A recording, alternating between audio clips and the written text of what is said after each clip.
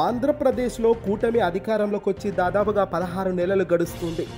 ఇక్కడ ఈ మధ్యకాలంలో పరిణామాలు మీరందరూ కూడా చూస్తూనే ఉన్నారు. మంత్రి నారా లోకేష్ని ఆకాశానికి ఎత్తించే కార్యక్రమాల్లో చంద్రబాబు సర్కార్ ఎంతో ముందుండి నడిపిస్తోంది. పేరుకు కూటమిగా బీజేపీ జనసేన పేరుకే అటాచ్డ్గా ఉన్నట్టు కనబడుతుంది. కానీ వాళ్ళ పాత్ర కన్నా ఎక్కువ పాత్ర తెలుగుదేశం పార్టీ, చంద్రబాబు నాయుడు గారు, నారా లోకేష్ మీదే ఎక్కువగా ప్రభుత్వం ఆధారపడి నడుస్తుందన్నది ప్రతి అడుగులో కనబడుతూనే ఉంది. మంత్రి నారా లోకేష్ను ఆకాశానికి ఎత్తిస్తున్న వైన్యం, మరోపక్క ఉప ముఖ్యమంత్రిగా ఉన్న పవన్ కళ్యాణ్ను తక్కువ చేసేందుకు చేస్తున్న ప్రయత్నాలన్నీ కూడా ప్రజలు గమనిస్తూనే ఉన్నారు. రాష్ట్ర భవిష్యత్ రాజకీయ ముఖ చిత్రం ఏమిటన్నది స్పష్టమవుతోంది. ప్రభుత్వ ప్రకటనలన్నిటిలోనూ కూడా పవన్ కళ్యాణ్ పక్కనే నారా లోకేష్ ఫోటో కూడా ముద్రిస్తూ వస్తున్నారు. సుప్రీంకోర్టు మార్గదర్శకాల ప్రకారం కేంద్ర స్థాయిలో ప్రధాని, రాష్ట్ర స్థాయిలో ముఖ్యమంత్రి ఫోటోలను మాత్రమే ప్రచురించాలి. చాలా రాష్ట్రాలు వీటిని విస్మరిస్తున్నాయి. తెలంగాణ ప్రభుత్వ ప్రకటనలో ముఖ్యమంత్రి రేవంత్ రెడ్డి గారితో పాటు ఉప ముఖ్యమంత్రి మల్లు భట్టి విక్రమార్కుడు ఫోటో కూడా వేసిస్తున్నారు. ఆంధ్రప్రదేశ్ పరిస్థితి కూడా ఇదే. అయితే పవన్ కళ్యాణ్తో పాటు నారా లోకేష్ ఫోటో కూడా వేయడం ఆసక్తికరంగా మారింది. ఇలాంటి పని ఏదైనా వైసీపీ హయాంలో జరిగి ఉంటే గనక చంద్రబాబు కానీ తెలుగుదేశం పార్టీ నేతలు గగ్గోలు పెట్టేవారు కదా. సుప్రీంకోర్టునే దక్కరిస్తారు. అసలు వీళ్ళకు సుప్రీంకోర్టు విలువలు తెలుసో తమ్ముళ్ళు అంటూ చంద్రబాబు పైపెచ్చు రెచ్చిపోయేవాడు. కానీ ఇక్కడ సుప్రీంకోర్టునే తొక్కి పారేస్తున్నారు. రాజ్యాంగ ఉల్లంఘన కింద పిక్చర్ ఇచ్చేశారు. తెలుగుదేశం పార్టీ మీడియా నానా యోగి చేసి ఉండేది ఈ పాటికే జగన్ లాంటి వ్యక్తులు ఇలాంటి పని చేస్తే. కానీ వీళ్ళు చేస్తున్న పనికి ఎల్లో మీడియా చప్పుడు చేయదు. జగన్మోహన్ రెడ్డి గారి తప్పులను వెతకడంలో మాత్రమే పని పెడుతుంది. ఇప్పుడు నారా లోకేష్ ఫోటో వేస్తున్నారు. నోరు మెదపడం లేదు ఎవడు కూడా. కూటమి ప్రభుత్వానికి ఎల్లో మీడియాకు ఉన్న ఆర్థిక రాజకీయ బంధం అంత బలమైనది. విషయం ఏంటంటే నారా లోకేష్ విద్యా, ఐటీ శాఖల మంత్రి మాత్రమే. వీటికి సంబంధించిన ప్రకటనలో మంత్రి ఫోటో చేస్తే పర్వాలేదేమో, కానీ ఇతర ప్రతి అడుగులో మంత్రిత్వ శాఖల కార్యక్రమాలకు కూడా ఆయా మంత్రుల్ని కాకుండా నారా లోకేష్ ఫోటోలు ముద్రిస్తుండడం విచిత్రంగా కనబడుతుంది. ఏ హోదాలో అలా చేస్తున్నారు ఎవరు అడగడం లేదు. అధికారులు కూడా అభ్యంతరం చెప్పడం లేదు. డిఫాల్ట్ ముఖ్యమంత్రిగా వ్యవహరిస్తున్నారన్నది బహిరంగ సత్యం. ఇప్పటికే ఎమ్మెల్యేలందరూ నారా లోకేష్ అదుపులో పెట్టుకుంటున్నారు. నారా లోకేషే పెద్ద బాసే నారా లోకేష్ అనేటట్టుగా మెల్లిమెల్లిగా చిత్రీకరిస్తున్నారు. రాబోయే కాలంలో నారా లోకేషే పూర్తి స్థాయిలో పగ్గాలు చేపడతారని చంద్రబాబు స్వయంగా చెప్పేస్తున్నారట. తద్వారా చిన్నబాబు చెప్పిందే ఆట, గీసిందే గీత అన్నట్టుగా తయారైపోయింది. మరి పవన్ కళ్యాణ్ పనేమిటి? పవన్ కళ్యాణ్ పొత్తులో భాగంగా నిలబడ్డాడు, జై కొట్టడమేనా? మొన్న చంద్రబాబు, నారా లోకేష్, తర్వాత దేవాంశ్, ఇలా ప్రతి ఒక్కరికి జై కొడుతూనే ఉంటావు. చంద్రబాబు కూడా తన కుమారుడు నారా లోకేష్ గురించి పొగుడుతూ వస్తున్నారు. తెలుగుదేశం పార్టీలోనూ కూటమి భాగస్వాములైన జనసేన, బీజేపీలకు ఒక సంకేతం పంపుతున్నారాయన. నారా లోకేష్ను సాధ్యమైనంత త్వరగా ముఖ్యమంత్రి చేయాలన్న డిమాండ్ ఆయన అనుచరులో కానీ కుటుంబ సభ్యుల్లో కొందరి నుంచి గట్టిగా వినబడుతున్న మాట నిజమే.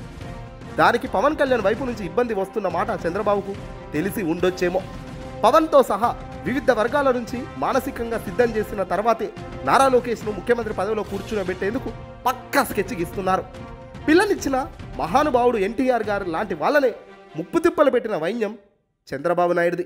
రాజశేఖర్ రెడ్డి, జగన్ ఇలా అతి పెద్ద వాళ్ళను, అతి తెలివి కల్ల వాళ్ళను సైతం చంద్రబాబు ముప్పు తిప్పలు పెడుతూనే ఉన్నారు.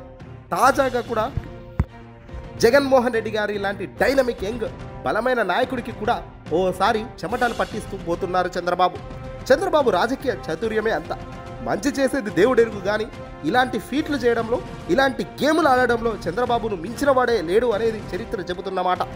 చంద్రబాబు నాయకత్వంలో కూటమి 15 ఏళ్ళు అధికారంలో ఉండాలన్న రాగాన్ని పవన్ కళ్యాణ్ ఎత్తుకోవడం వింటుంటేనే ఒళ్ళు గగ్గులు పెడుతుంది, చిరాకు లేస్తుంది. అసలు నువ్వు ఏం మనిషివయ్యా పవన్ అని తిట్టాలనిపిస్తోంది. కానీ అది వాళ్ళ నిర్ణయం, వదిలేయాలి తప్పదు.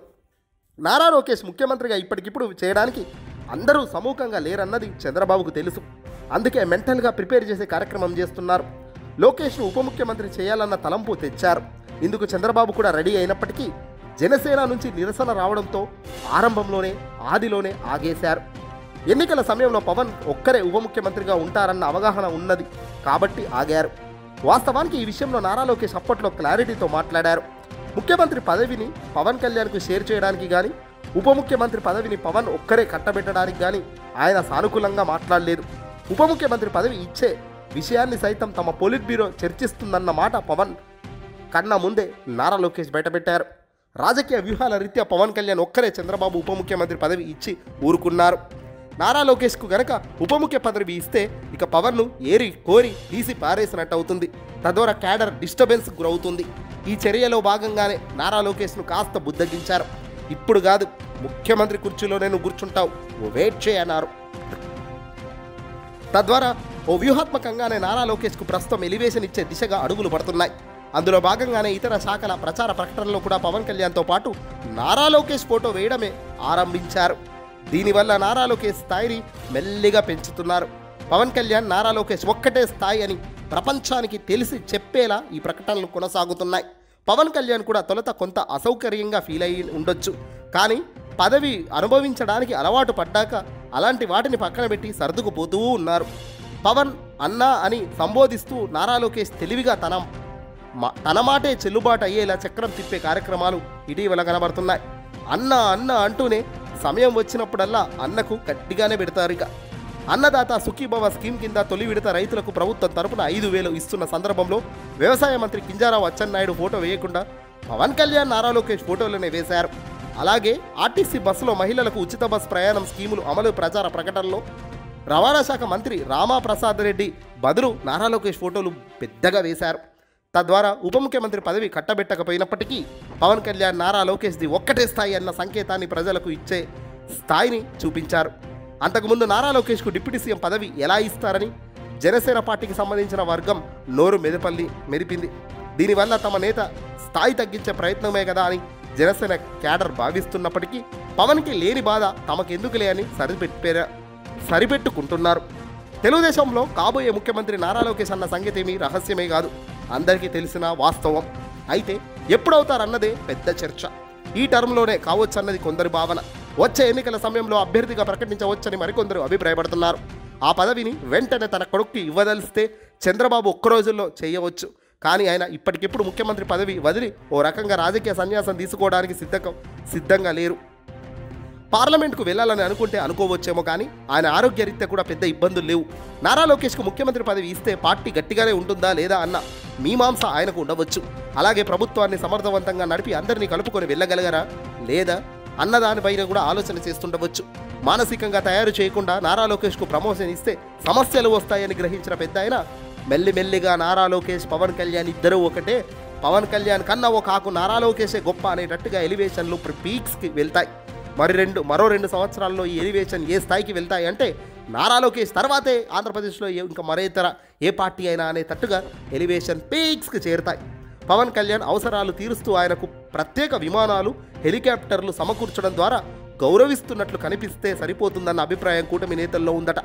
అందువల్లే టీడీపీ నేతల కన్నా పవన్ కళ్యాణ్కే ఎక్కువ విధేయతను కనబరుస్తున్నారన్నది ఆ పార్టీ వారు అభిప్రాయపడుతున్నారు. జనసేన వైపు నుంచి ఎవరూ టీడీపీ ప్రశ్నించరాదని పవన్ కళ్యాణ్ సోదరుడు నాగబాబు బల్లగుత్తి స్పష్టంగా చెప్పడం, అలా ప్రశ్నించేవారు ఎవరైనా ఉంటే పార్టీని వదిలి వెళ్ళవచ్చునని ఒక ఎమ్మెల్యేకే పవన్ కళ్యాణ్ హెచ్చరిక చేయడం వంటి వాటిని ఉదాహరణలుగా చూపుతున్నారు.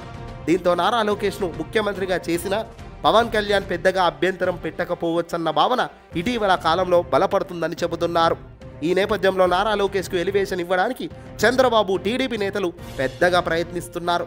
ప్రచార ప్రకటనలో ఫోటోలు వేయడం, తల్లికి వందనం స్కీమ్ నారా లోకేషే కనిపెట్టారని స్వయంగా చంద్రబాబు ప్రకటించడం, అలాగే ఆయా ప్రసంగాలలో నారా లోకేష్ చేసిన వ్యాఖ్యలను పరిగణనలోకి తీసుకొని నిర్ణయాలు చేస్తామని చంద్రబాబు స్వయంగా చెప్పడం ఒక వ్యూహం ప్రకారమే జరుగుతోంది. నారా లోకేష్ కుటుంబ సమేతంగా ప్రధాని మోదీతో ప్రత్యేకంగా భేటీ అవ్వడం, ఢిల్లీ వెళ్లిన సందర్భాల్లో ఆయా కేంద్ర మంత్రులను కలవడం, వాటికి సంబంధించిన వార్తలు ప్రముఖంగా వచ్చేలా చేయడం వంటివి చూస్తున్నాం. తప్పు కాదు, కానీ నారా లోకేష్ రాజకీయ అపరిపక్వత, కక్షపూరిత ధోరణి, రెడ్ బుక్ అంటూ ప్రజల దృష్టిలో, ముఖ్యంగా ప్రత్యర్థి రాజకీయ పార్టీల దృష్టిలో విలన్గా కనిపిస్తుండడం వంటివి ఆయనకు నష్టం చేయవచ్చన్న ఆందోళన తెలుగుదేశం పార్టీలో ఉంది. ఏదేమైనా అవసరం ఎటుంటే అటు పోవడం కాదు, ప్రజల నుంచే రాజకీయ నాయకుడు ఎదగాలి. ప్రజలు కోరుకుంటే లీడర్ కావాలి. ప్రజలు కోరుకుంటేనే బలమైన విశ్వాసంతో ప్రజల మనసు గెలుచుకోవాలి. అలా గెలుచుకోగలిగిన రోజున ప్రజల చేత ఎన్నికబడ్డా, గెలిచినా, ఓడినా తృప్తిగా ఉంటుందనేది అందరూ అంటున్నమాట.